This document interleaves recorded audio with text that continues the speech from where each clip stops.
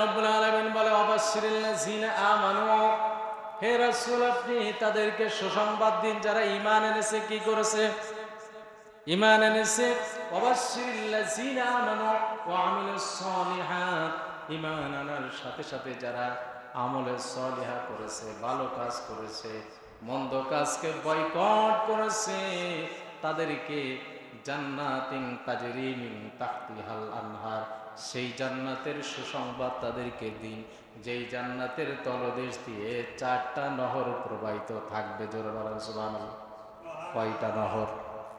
4টা নহর প্রবাহিত থাকবে, যেই জান্নাতের তলদেশ দিয়ে বান্দা যখন ইচ্ছা, বান্দা যেভাবে ইচ্ছা সেই নহর থেকে মধু, শরাব, দুধ, এরপরে সুন্দরভাবে পানি সেই নহর থেকে পান করতে পারবে।